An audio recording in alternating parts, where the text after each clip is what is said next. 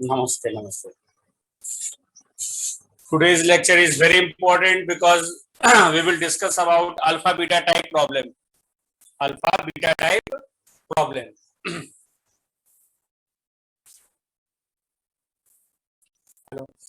चलो स्टार्ट करो क्लास। अब कल ही क्लास में बता रहे थे ना अल्फा बीटा टाइप प्रॉब्लम। वो ऐसा करते हैं ना कि क्वेश्चन लेते हैं और फिर या थ्योरी पढ़ लो, ले वो प्रॉब्लम क्वेश्चन ले, ये पॉइंट बनाओ। Alpha beta type problem, alpha beta type problem, alpha beta type problem बहुत इंपॉर्टेंट है। इसका ये शॉर्टकट ट्रिक है, ये क्विक सॉल्व करने के लिए हमेशा बनाया गया है, समझे।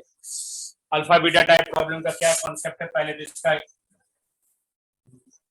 ग्राफ ड्रॉ करो, फिर हम बहुत अच्छे से एक्सप्लेन कर देंगे, सिखा देंगे तुम्हें।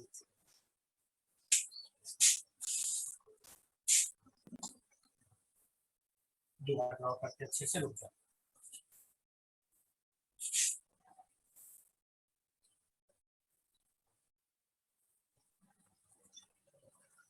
बिल्कुल ठीक है ना।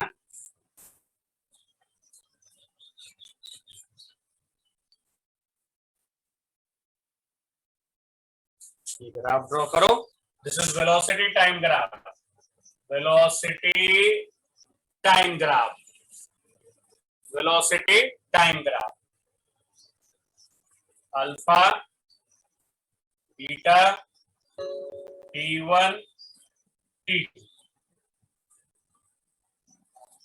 T1 T2 and displacement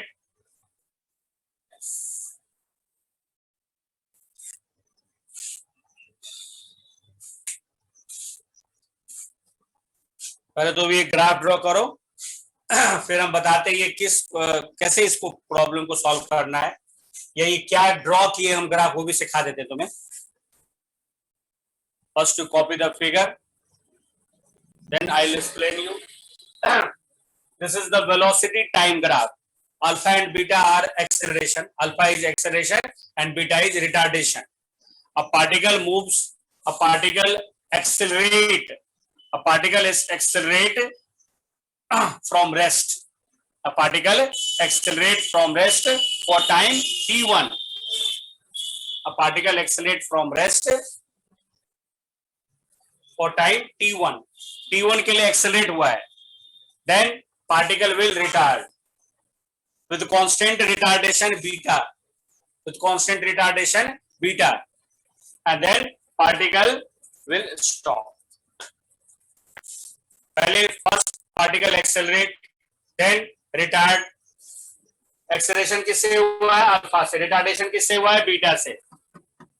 तो मैक्सिमम वेलोसिटी क्या होगा? दिस इज मैक्सिमम वेलोसिटी, यही तो है मैक्सिमम। इसके बाद रिटार्डेशन स्टार्ट हो गया ना, क्या? This is maximum velocity, v max, v max. Okay, ये लिख लिए। ये ग्राफ ड्रॉ किए कि नहीं पहले बताओ, ग्राफ ड्रॉ किए। ये वी मैक्स है।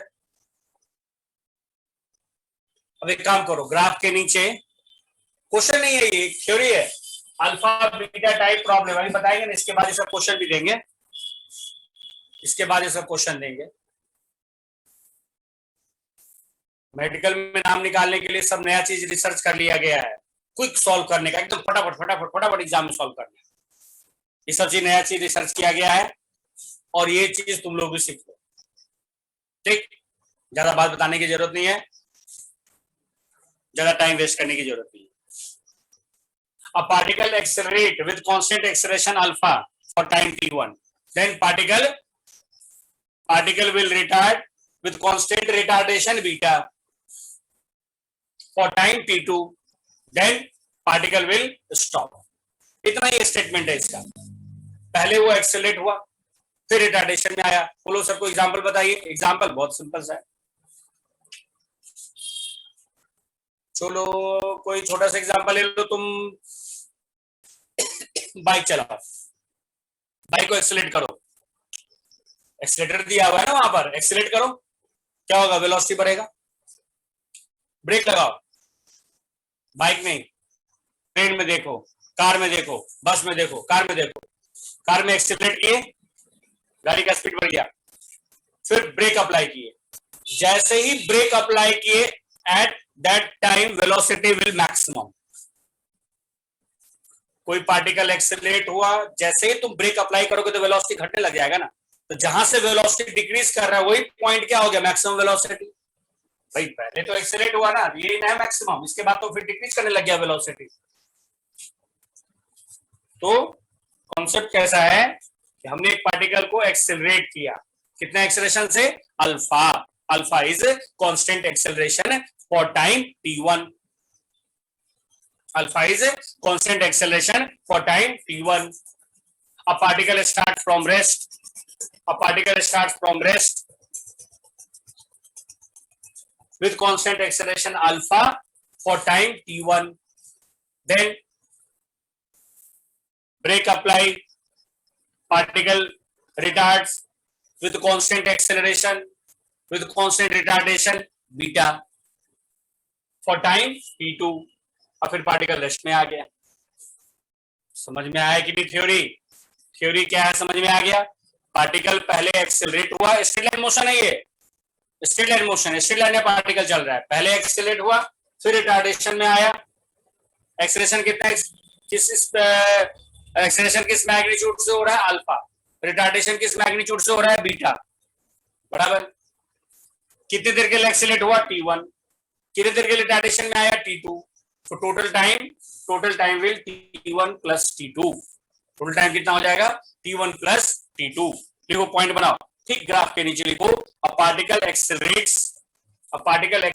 From rest, a particle accelerates from rest, फटाफट लिख जाए यहाँ पर, a particle accelerates from rest for time t1, a particle accelerates from rest for time t1 at constant acceleration alpha, at constant acceleration alpha.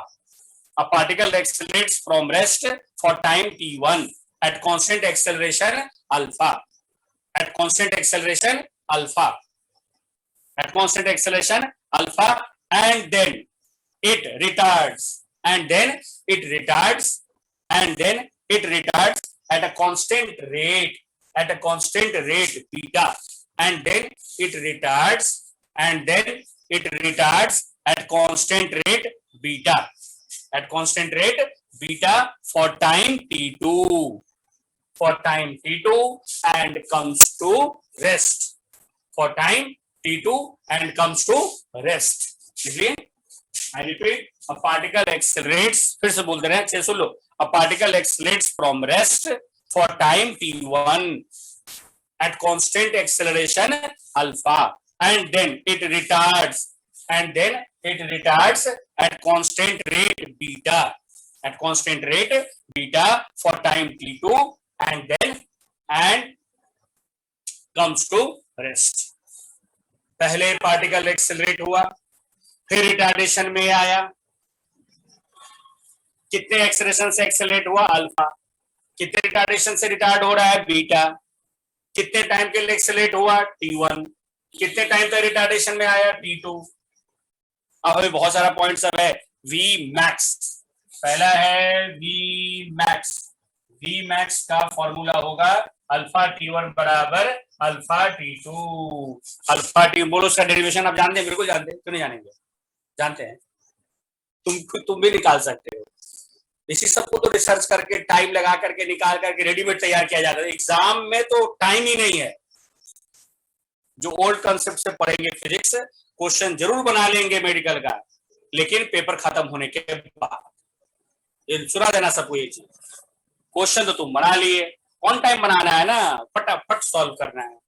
Alpha t1 is equal to beta t2, this is v max, this is v max, v max is alpha t1 plus is equal to alpha t2, और v max का एक और formula जान लो, v max लिख लो अच्छे से, v max is equal to a effective into time t, ये दोनों फॉर्मूला है वी मैक्स का।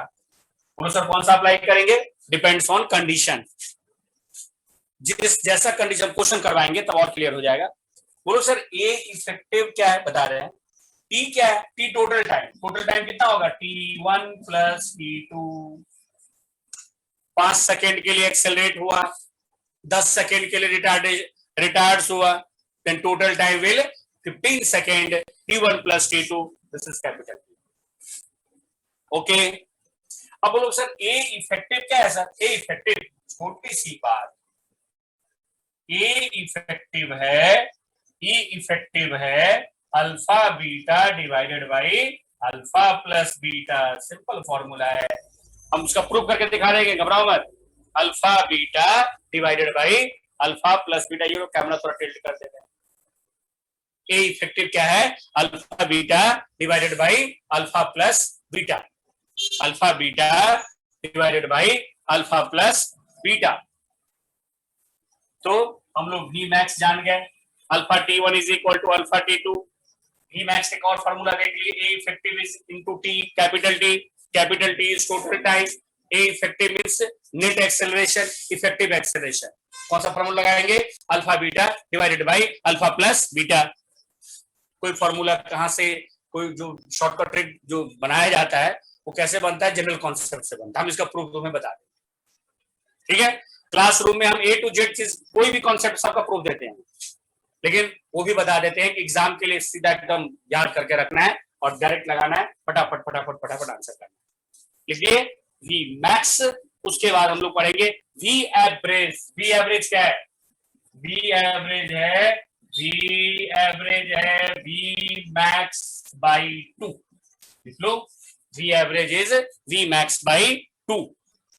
We average is v max by 2। And net displacement यहां लिख दे रहे हैं, net displacement is half a effective into t square. बोलो सर स्मॉल यू कहां गया? अरे इनिशियल वेलोसिटी 0 है ना, पार्टिकल रेस्ट से स्टार्ट किया है, इनिशियल वेलोसिटी का वैल्यू क्या हो जाएगा? 0। सारा फॉर्मूला देख लिए, देखे कि नहीं देखे, लिखे कि नहीं लिखे? घबराओ मत, जब हम न्यूमेरिकल करेंगे तब एकदम से अप्लाई करना सीख जाओगे तुम, कैसे अप्लाई करना है प्रॉब्लम को, इस फॉर्मूला को प्रॉब्लम में कैसे अप्लाई करना है। लिख लिए? हाँ सर लिख लिए सर।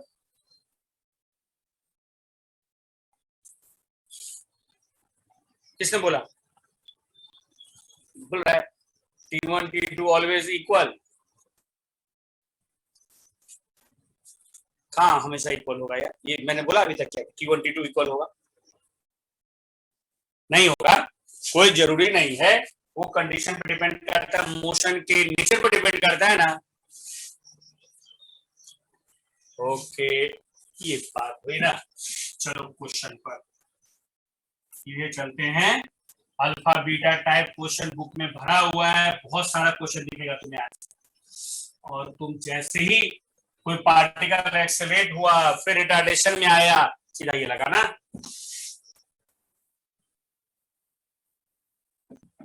करो, चलो क्वेश्चन लिखो। Question number first related to alpha beta type problem. First question, a car accelerate, फटाफट लिखते जाओ। A car accelerates at 6 meter per second square. A car accelerates at 6 meter per second square. Okay, from rest, a car accelerates at 6 meter per second square from rest. Then it retards at 3 meter per second square. Then it retards at 3 meter per second square. Then it retards at 3 meter per second square. Comes to rest. पहले accelerate हुआ, फिर retard हुआ, rest में आ गया। कितने acceleration से accelerate हुआ? 6 metre पर सेकेंड स्क्वायर। कितने रिटार्डेशन से रिटार्ड हुआ है? 3 मीटर पर second square. Okay, comes to rest. if total time taken for journey is 20 second. If total time taken for journey is 20 second. If total time taken for journey is 20 second, find question number first, V max. Find first question is V max, second is V average. Second is V average. Third, displacement in 20 second. Displacement in 20 second. First V max, then V average, then net displacement in 20 second. Net displacement in 20 second. Okay. Net displacement in 20 second.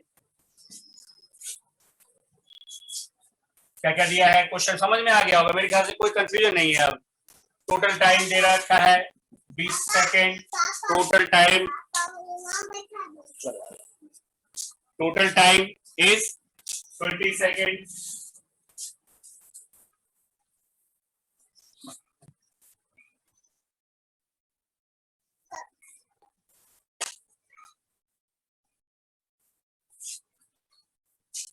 Total time is 20 second. मुझे लगता है समझ गए होंगे इसका graph. अच्छा, alpha दे रखा है 6, बीटा दे रखा है 3, वी मैक्स का मैंने दो फॉर्मूला बताया है तुम्हें। एक तो वी मैक्स होता है तुम्हारा alpha T1 is equal to beta T2, और एक और होता है v max is equal to a effective into capital T total time. A effective into capital T total time. इससे तो बनेगा नहीं क्योंकि T1 T2 नहीं दिया हुआ है ना, स्मॉल T1 T2 नहीं दिया हुआ है। सही बनाया और सभी स्टूडेंट का सही आ रहा है। देखिए ये कितना शॉर्टकट ट्रिक है, इससे कभी भी दिक्कत नहीं होगा तुम लोगों को। फटाफट एग्जाम में सॉल्व कर देना है क्वेश्चन सब हम लोग को। तो ठीक है, वी मैक्स इसका हेल्प लेते हैं। ए इफेक्टिव निकालो। ए इफेक्टिव क्या होगा, alpha beta divided by alpha plus beta. Alpha is 6, beta is 3, 6 into 3 divided by 6 plus 3 कितना हो जाएगा 18/9 2। ए इफेक्टिव का वैल्यू आ गया, यहाँ नहीं दिख रहा है तो थोड़ा साइड लिख देंगे, यहाँ तो दिख ही गया ना। ए इफेक्टिव कितना हो जाएगा, ए इफेक्टिव हो जाएगा 2 मीटर पर सेकेंड स्क्वायर। 2 मीटर पर सेकेंड स्क्वायर। ठीक, अब वी मैक्स हमारा निकल जाएगा। तो वी मैक्स का वैल्यू कितना आ गया, ए इफेक्टिव 2 इंटू कैपिटल टी 20 कितना आ गया 40 मीटर पर सेकेंड। फर्स्ट क्वेश्चन मेरे ख्याल से सबका सही आया है। 40 मीटर पर second is the maximum velocity. Concept clear. फिर क्या पूछ रहा था, एवरेज। वी एवरेज क्या है, वी मैक्स बाई 2, सोचने की बात ही नहीं है। वी एवरेज है, यहां लगा दिए हम ए इफेक्टिव इंटू कैपिटल टी, कितना आ गया ये 40 मीटर पर सेकेंड। ठीक, सेकेंड में क्या है वी एवरेज, ये क्या होता है वी मैक्स बाई 2, कितना आ जाएगा 20 मीटर पर सेकेंड। सेकेंड क्वेश्चन ही बन गया। टोटल डिस्प्लेसमेंट इन 20 सेकेंड, क्या है टोटल डिस्प्लेसमेंट का formula, half a effective into t square. तो हाफ ए इफेक्टिव का वैल्यू कितना बोलो, ए इफेक्टिव है 2 टी स्क्वायर, कैपिटल टी कितना, कैपिटल टी आया है क्वेश्चन में क्या हुआ था 20, तो 20 इंटू 20 2 और 2 कट हो जाएगा 400 मीटर। सबका सही आंसर। सब कॉन्सेप्ट क्लियर हुआ कि नहीं।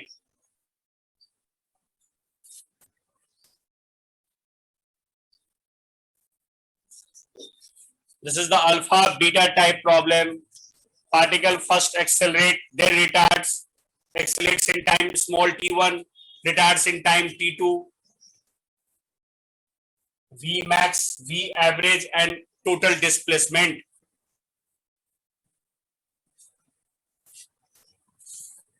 V max आया है 40 मीटर पर सेकेंड, फर्स्ट का आंसर 40 है, सेकेंड का हो जाएगा 20 और नेट डिस्प्लेसमेंट 20 सेकेंड में कितना आ जाएगा, net displacement in 20 second 400 metre.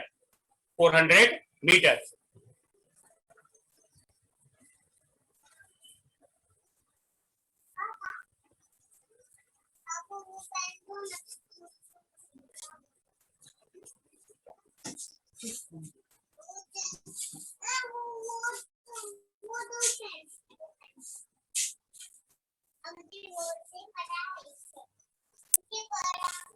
Okay तो ये अल्फा बीटा टाइप का जो प्रॉब्लम है इससे तुम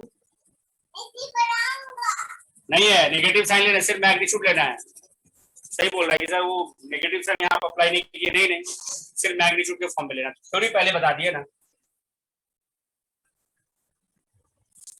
400 आएगा ना, half 80 square. A means A effective is alpha beta divided by alpha plus beta. इसका वैल्यू आ गया ना यहाँ पर कितना 2, तो half into 2 capital T is given in question 20 second, 20 into 20 multiply करेंगे 400 मीटर। वेट करो, हम बस 1 मिनट में आ रहे हैं।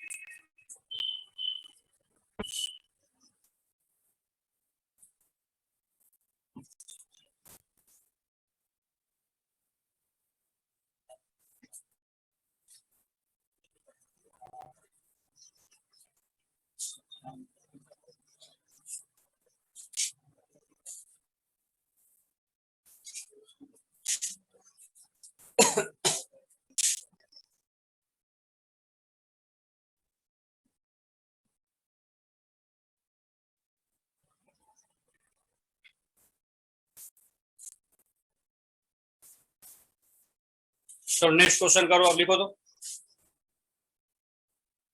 नेक्स्ट प्रॉब्लम करो। अ कार एक्सेलरेट्स फ्रॉम रेस्ट, इसी अल्फा बीटा टाइप क्वेश्चन से रिलेटेड है ये। अ car accelerates from rest at a constant rate alpha. A car accelerates from rest at a constant rate alpha for some time. For some time, a car accelerates from rest at a constant rate alpha for some time, after which it retards at a constant rate beta. After which it retards at a constant rate beta and comes to rest. फिर वही concept है, and comes to rest. Alpha, beta, this is velocity time graph. अब तो समझ आ रहा है ना? I repeat, a car accelerates from rest at a constant rate alpha. At a constant rate alpha for some time, after which it retards at a constant rate beta and comes to rest. And comes to rest if the total time elapsed is small t. If the total time elapsed is small t, then the maximum velocity acquired by the car is, if the total time elapsed is small t, then the maximum velocity acquired by the car is, option A, alpha square plus beta square divided by alpha beta into t. Option B, alpha square minus beta square by alpha beta into t. Option C, alpha beta t divided by alpha plus beta. And option D, none of the above. जल्दी से try करो तो. Maximum velocity,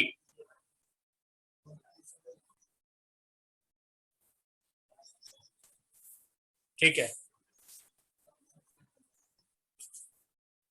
direct formula apply करो. maximum velocity is alpha t1 is equal to beta t2 or alpha t1 beta t2 a effective into t. यही formula है, a effective into t. This t1 is not given in question paper. t1 and t2 are unknown. सही है, सबका answer सही है. ये PMT में पूछा हुआ सवाल है. मेडिकल का सब पास्ट क्वेश्चन सब दे रहे हैं. मेडिकल का पास्ट क्वेश्चन सब एग्जाम में वही सब दिया जा रहा है क्लास में. वो जो ट्रिक बताया उसको लगाओ और फटाफट आंसर कर लिया तुम सी. लेकिन वो जो जनरल मेथड से पढ़ेंगे वो बनाते ही रह जाएंगे क्वेश्चन को. पहले तो सोच ही नहीं पाएगा इतना कम टाइम में. टाइम बहुत कम रहता, 30 सेकंड के आसपास में सॉल्व कर देना है क्वेश्चन को. और इतना डिफिकल्ट प्रॉब्लम दिया. देखो तो डायरेक्ट लगाओ अल्फा बीटा, ये फॉर्मूला लगाओ, सीधा बन जाएगा. A effective is alpha beta divided by alpha plus beta, and capital T is small t. This is total time given. Total time is given. Apply the formula. This we get alpha beta divided by alpha plus beta into t. This is small t is total time. So right answer is option number C. C option is correct.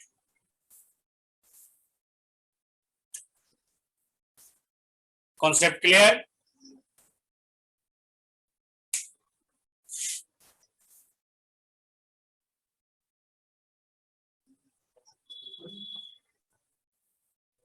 Okay, आगे बढ़ो.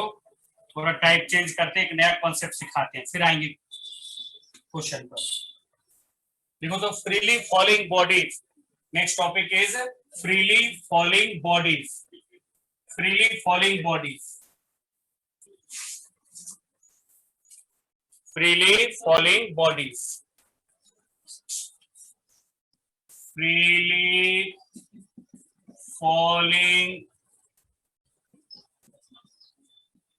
Freely falling bodies. ये भी वही condition है. Motion in straight line with constant acceleration.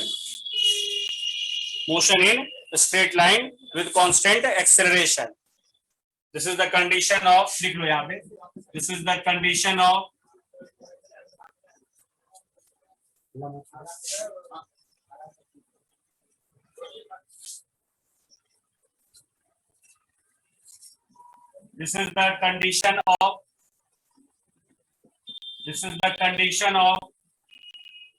motion in straight line.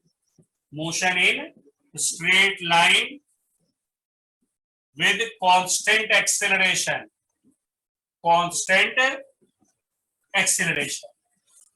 अब देखो एक नया चीज पढ़ो. अब motion in straight line. This is the condition of motion in a straight line with constant acceleration is also called freely falling bodies. जब किसी body के ऊपर फ्री फॉल करते हैं तो उसका एक्सेलरेशन हो जाता है कांस्टेंट. तो ए का वैल्यू लेते हैं ना, तो जी 9.8 मीटर पर सेकेंड स्क्वायर. आज इसका कॉन्सेप्ट ले लो. ये 9th स्टैंडर्ड का चीज है. 9th में जो स्टूडेंट पढ़ते हैं उसका कोई मतलब नहीं रहता है, कुछ जानता ही नहीं रहता है ना, उसको मालूम ही नहीं है. ये इसका तुमने आज सिखा देते हैं. देख लो, इस चीज को आज सिखाते हैं. क्या कॉन्सेप्ट है इसका, एक्चुअल कैसे क्वेश्चन सब बनाओगे। देखो छोटी छोटी बात को भी एक्सपर्ट से पढ़ना चाहिए, नहीं तो पता चलता है कि जो हम समझ रहे हैं वही ठीक है, नहीं है वो ठीक ना। देखो बताते हैं अब जी का भी कितना कॉन्सेप्ट है। वेक्टर पढ़ा दिए, बहुत सारा कॉन्सेप्ट जान गए हो। I cap minus i cap minus j cap plus j cap.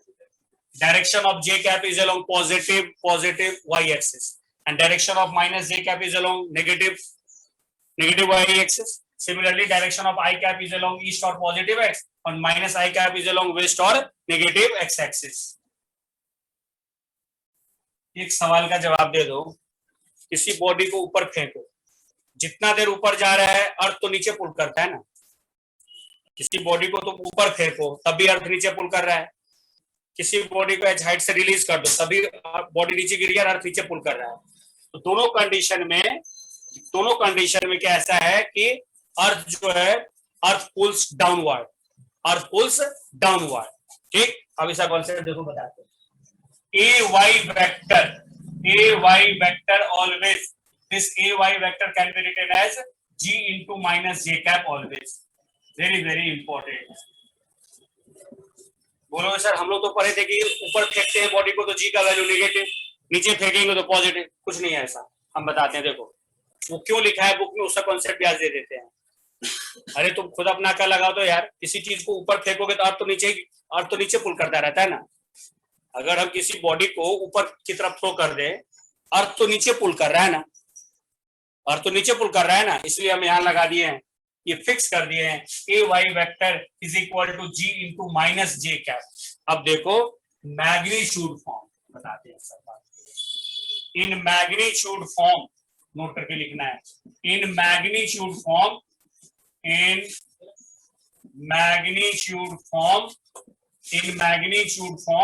Upward direction a is equal to minus. इसको प्रूव करके अभी दिखाते हैं। In downward direction a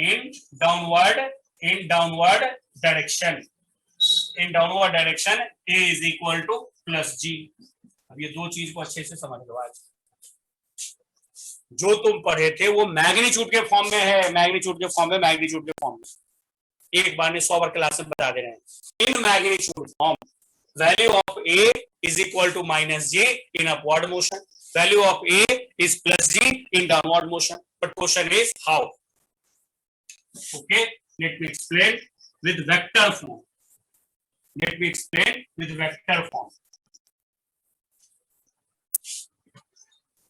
Let me tell you one thing. Apply the formula of one dimension motion with constant acceleration v is equal to u plus at। अब लिखना मत, मेरी बात ध्यान से सुनो। v is equal to u plus at लगा दिए वेक्टर। बोलो सर एक बात बताओ यार, जब तुम अपवर्ड या डाउनवर्ड मोशन करते हो तो ये y एक्सिस है ना, तो सब में y लगा देते। vy vector is equal to uy vector plus ay vector into t। अब थोड़ा मुझे तुम पता लगा के बताओ, जब किसी बॉडी को अपन ऊपर फेंकते हैं तो क्या होता है? इनिशियल वेलोसिटी अपवर्ड, फाइनल भी तो अपवर्ड ही है। तो ये क्या लिखोगे?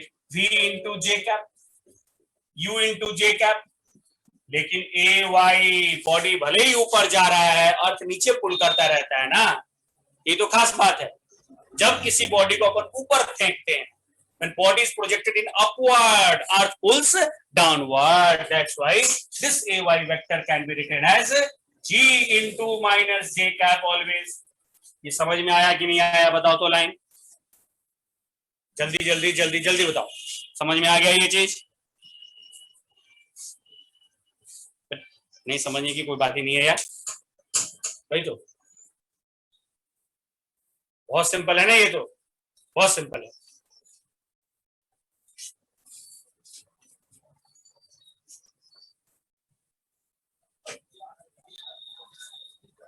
ठीक, अब तुम क्या करो, जे कैप को कैंसिल करो, तो v is equal to u minus g t. Comparing this equation with v is equal to u plus at। Comparing this equation with v is equal to u plus at। We get a is equal to minus g. देखो आ गया कि नहीं आ गया? Upward motion में, in upward motion a is equal to minus g. In upward motion a is equal to minus जी।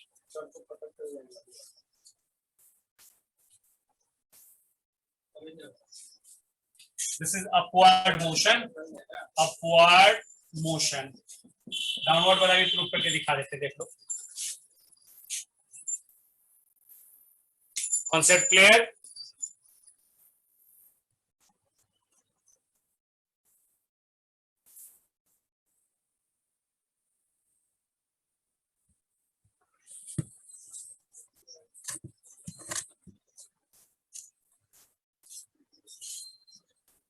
देख लिए? जिससे पे पढ़ाई पढ़ोगे वही जो 30 इयर्स पहले पढ़ाई होता था, फिजिक्स केमिस्ट्री बायोलॉजी, अभी वही पढ़ते रहोगे तो एग्जाम में सिलेक्शन नहीं होगा, टाइम बहुत लग जाएगा। इसलिए जितना भी नया चीज रिसर्च हुआ है सब सीखो, क्विक करना है। Concept clear, basic concept, basic foundation strong करना है, फिर शॉर्टकट ट्रिक जितना बना हुआ है सब सीख लो, क्योंकि क्विक करना है, क्वेश्चन देखते एकदम बना देना है। अब देख लिया तुम, बॉडी को अपवर्ड फेंको कि डाउनवर्ड फेंको, earth pulls always downward direction. तो बुक में जो लिखा है in upward motion g negative in magnitude form, in magnitude form. Now another condition is when body is released from h height, this is downward motion. I repeat, when body is released from h height, this is the condition of downward motion. किसी body को h height से release कर दो, नीचे गिरेगा, तो नीचे गिरेगा तो कौन सा मोशन हो जाएगा? ये downward motion. Downward motion, downward motion. ठीक, ए का वैल्यू क्या लेना है? Plus g. In magnitude form कैसे आता है वो भी सीखो, कैसे लिखे प्लस जी, अब तुम लोग बताना हमें। वेक्टर फॉर्म में लिखाओ पहले, v y vector is equal to u y vector plus a y vector into t, a y vector into T.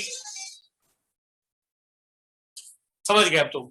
जैसे बॉडी को अपन रिलीज करेंगे तो डाउनवर्ड मोशन है ना, initial velocity downward, final velocity downward. तो वी वाई को क्या लिखोगे? v into minus j cap बराबर u into minus j cap plus a y vector. A y vector always always always g into minus j cap, because earth pulls always downward direction, earth pulls towards centre, earth pulls always towards downward, towards its centre. Okay, so this ay vector is equal to g into minus j cap, always either in downward or upward motion. Ay vector can be written as always g into minus j cap. This ay vector does not depend on upward or downward. ये समझ में आया कि नहीं आया? अरे body को नीचे भी गिराते रहोगे तब भी तो अर्थ नीचे पुल कर रहा है, ऊपर फेंकेंगे तब भी अर्थ नीचे पुल कर रहा है।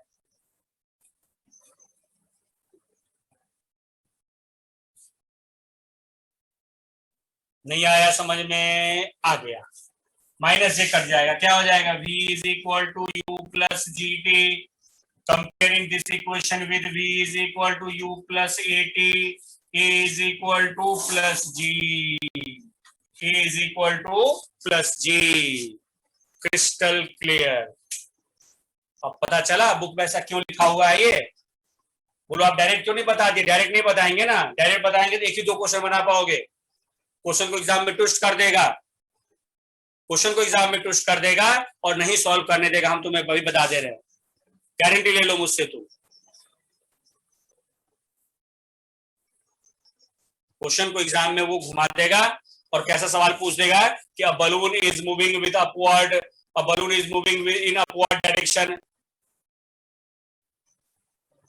A body is released, a stone is released from moving balloon, find the height of balloon from the ground. कैसे सवाल पूछेगा? बलून ऊपर जा रहा है ना, जैसे बॉडी को रिलीज करेंगे स्टार्टिंग में वो ऊपर ही जाएगा in fraction of second, then falls downward. U का वैल्यू हम पॉजिटिव जे कैप में लेंगे। बाद में बताएंगे ऐसे सवाल सर, ये तुमको बहुत काम आएगा और इसके हेल्प से हम प्रोजेक्टाइल का एक एक कॉन्सेप्ट तुम्हें सिखा देंगे। जो स्टूडेंट ये आज सीख गया, आज का लेक्चर अटेंड कर लिया, प्रोजेक्टाइल सीख गया, समझ लो। जो स्टूडेंट आज का लेक्चर अटेंड कर रहा है वो प्रोजेक्टाइल समझ गया, सीख गया, समझ लो, सीख गया। इसी से रिलेटेड है प्रोजेक्टाइल का कॉन्सेप्ट। अब बस 2 लेक्चर के बाद हम शुरू कर देंगे प्रोजेक्टाइल, 2 नहीं 3 लेक्चर लग जाएगा। एक बात कंफ्यूजिंग है, क्या कंफ्यूजिंग है बोलो, टाइप करो, हम बता देते क्या कंफ्यूजिंग है, क्लियर करते हैं। तुम लिखो लिखो लिखो।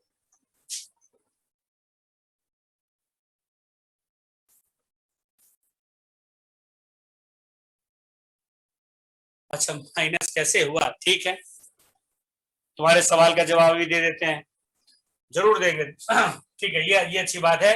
जो भी चीज नहीं आता दोबारा पूछ लिया करो। देखो जब किसी बॉडी को एच हाइट से रिलीज करते हैं, समझ रहे हो ना मेरी बात, जब तुम किसी बॉडी को एच हाइट से रिलीज करोगे तो मोशन किधर है, डाउनवर्ड, अरे ऊपर फेंकेंगे तो अपवर्ड मोशन। जब किसी बॉडी को एच हाइट से, उसी को हम एक्सप्लेन कर रहे हैं, दोबारा रिपीट कर रहे, कोई पूछ रहा है, अगर एच हाइट से अपन रिलीज करेंगे तो मोशन कैसा है, डाउनवर्ड। तो क्या हो जाएगा, ये v y vector is equal to u y vector plus a y vector into t in downward motion. यार अपवर्ड मोशन में plus j cap, downward motion में माइनस जे कैप, इतना वेक्टर तो सिखा दिया है ना तुम्हें हम। J cap and minus j cap are unit vectors, one along positive y axis and other along negative y axis. J cap j cap j cap j cap j cap कई बार बता दिए। तो डाउनवर्ड मोशन में अगर H height से body को ऊपर release करेंगे, initial velocity downward, final velocity downward, क्या हो जाएगा, v into minus j cap बराबर u into minus j cap plus a g into minus j cap. और ये तो हमेशा नेगेटिव नहीं होता, अर्थ नीचे पुट करता है, minus j minus j minus j cut, v is equal to u plus g t, v is equal to u plus dt. Comparing both, we get a is equal to plus g. A is equal to plus g.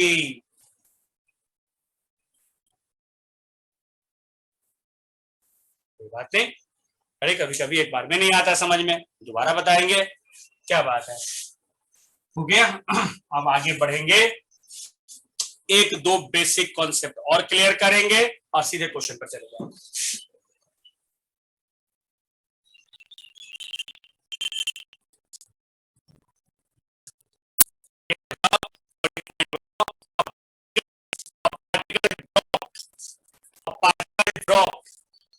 From height h, a particle dropped from height h reaches ground in time t. A particle drop, एक बात बताएं, at the time of dropping u is equal to 0. In drop u is equal to 0. इस चीज को mind में set कर दो। किसी बॉडी को ड्रॉप रिलीज करेंगे ना, इनिशियल वेलोसिटी क्या होगा, 0। In drop case, small u is equal to 0. Initial velocity is equal to 0. जब बॉडी को ड्रॉप करो, रिलीज करो, u का वैल्यू क्या हो जाएगा, 0. What is u? u is initial velocity. I repeat, in drop case u is equal to 0. Notes बनाना बहुत important है। 10 सेकंड में बात बोल दे रहे हैं। जो स्टूडेंट जिसके पास हैंड रिटन नोट नहीं है, कितना भी इंटेलिजेंट क्यों ना हो, बाद में फिर गड़बड़ हो, भूल जाता है कोई भी। इसको अगर तुम आज पढ़ रहे हो और नोट नहीं बना रहे हो, अभी तो बहुत मजा आ रहा हो सर, एक एक चीज समझ में आ रहा है, हम बता रहे 2-4 दिन के बाद फिर भूल जाओगे। ये ऐसा नेचर होता है माइंड का, तो भूलता है इंसान, इसलिए हैंड रिटन नोट होना ही होना चाहिए। 3-4 बातें हैं, उसको अच्छे से समझ लो, श्योर सिलेक्शन है, ठीक। हैंड रिटन नोट को कभी मिस मत करना।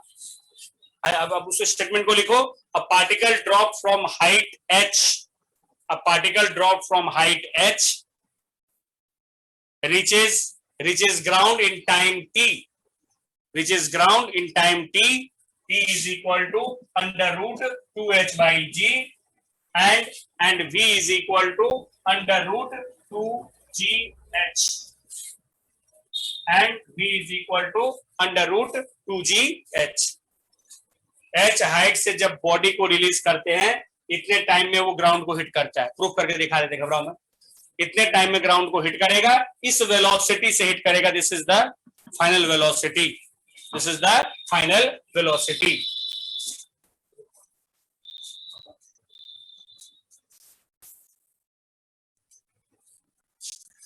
क्वेश्चन नहीं है, थ्योरी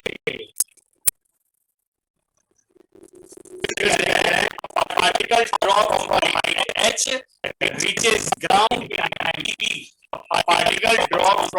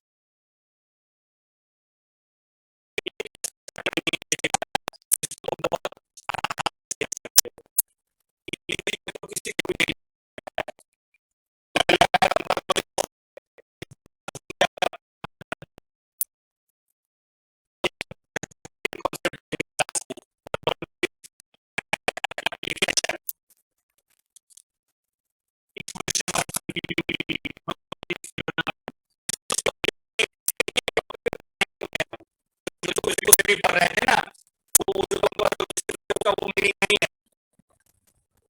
स्टोक्स लॉ भी पढ़ते हो, उसका कॉन्सेप्ट सब देंगे।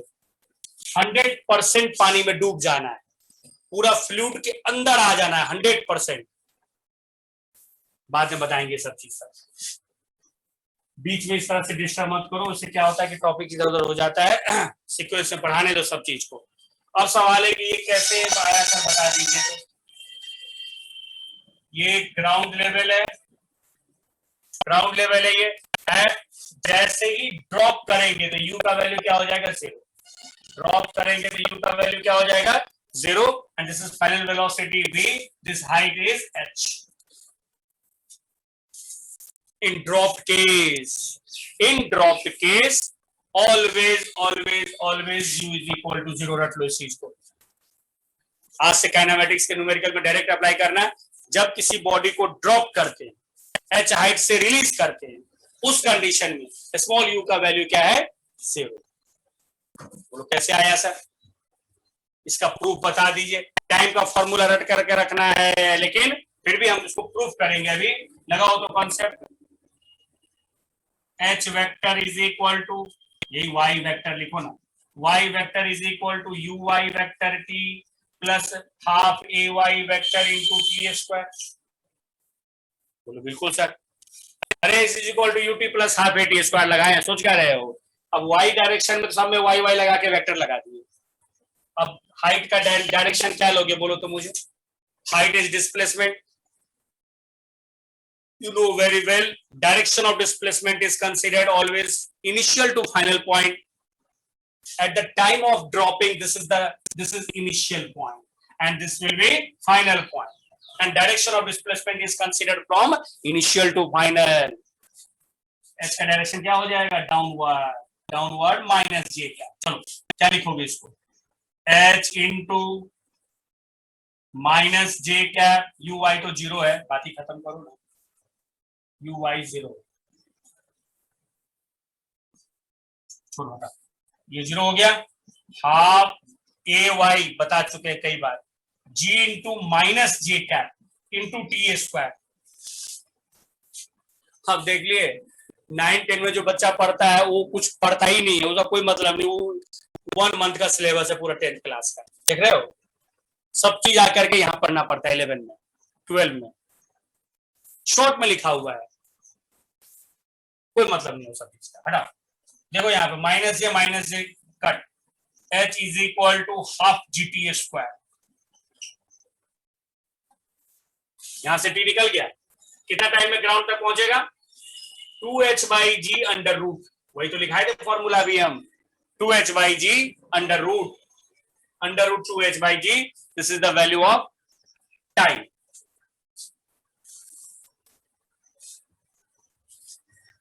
In that time, body reaches ground. In that time, body reaches ground. Now we have to calculate its final velocity. अब हमें निकालना है कि किस वेलोसिटी से ग्राउंड को हिट करेगा. बोलो सर, ये तो हम एग्जाम में निकाल सकते, टाइम नहीं है ना, इसलिए हम हर चीज को शॉर्ट में बना के ऐसा बना दिए हैं. बस देखो, डटे रहो, क्वेश्चन देखे, ये आंसर, ये देखो ये आंसर, ऐसे घुमाना है, वहां पर ऐसे घुमाना है, उसी लोग का सिलेक्शन होने वाला है. अब लगा दो फॉर्मूला बी स्क्वायर वाला, तो b square is equal to u square plus 2ay into h. क्या वेक्टर लगाए, डायरेक्टली हो जाएगा u जीरो, खत्म करो कहानी. बी स्क्वायर बराबर 2gh. साइन कन्वेंशन लगाओगे ना तो फिर वो कैंसिल हो जाएगा.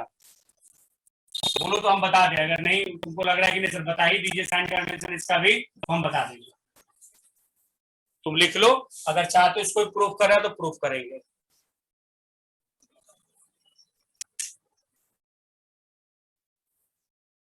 जैसा मर्जी है. Okay,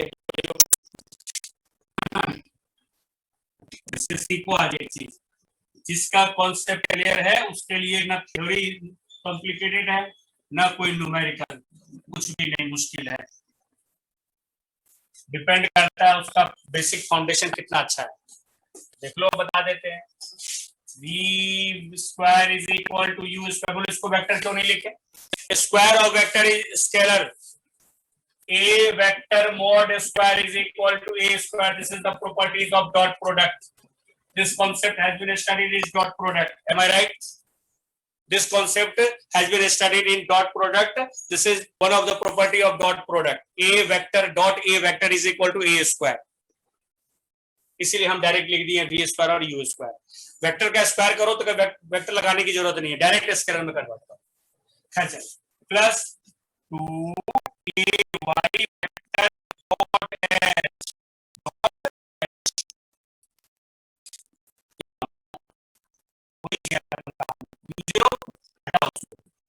zero plus 2 vector g into minus j का हाइट किधर है, initial to final, downward downward downward. तो dot h into minus j क्या, तो क्या हो जाएगा, v square is equal to 2g minus j cap h 2gh. रुको एक मिनट, 2gh minus j dot minus j, ये जानते हो कितना हो जाएगा 1. तो v square is equal to 2gh, तो v is equal to under root 2gh. अगर हम किसी बॉडी को h हाइट से रिलीज करते हैं, कितना वेलोसिटी से ग्राउंड को हिट करेगा, अंडर रूट 2gh.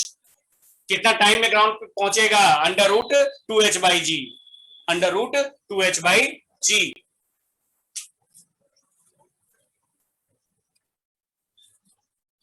तो मिला के देखो, मेरा 1 घंटे के लेक्चर में हम 10-10 घंटे का चीज कवर कर सकते हैं. कितने सारे कॉन्सेप्ट हम एक ही क्लास में देते हैं तुम लोग को.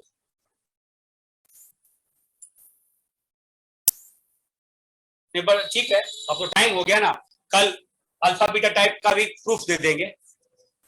एक फॉर्मूला आज तक ऐसा फिजिक्स में नहीं बताया जिसका प्रूफ नहीं देते, सबका प्रूफ देते हैं क्लास में. नेक्स्ट क्लास में अल्फा बीटा का भी प्रूफ ले लेना, खुद से भी ट्राई करो ना, खुद से भी हो जाएगा. वो जनरल इक्वेशन सब लगाओ ना, आ जाएगा.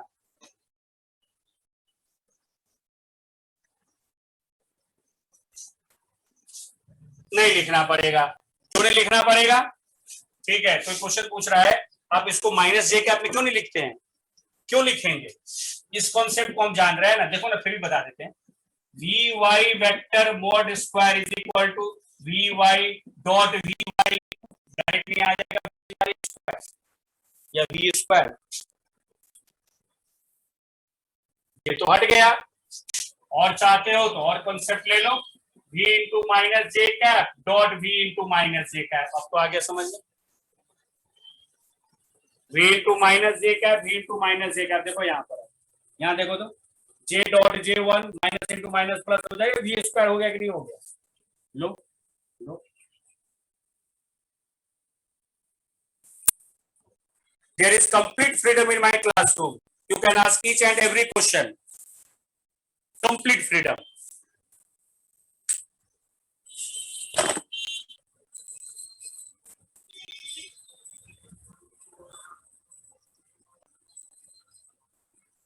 हाँ वैसे वो तो जीरो हो जाएगा, cos 0 1.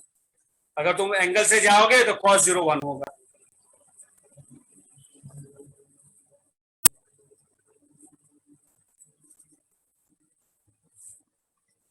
ओके,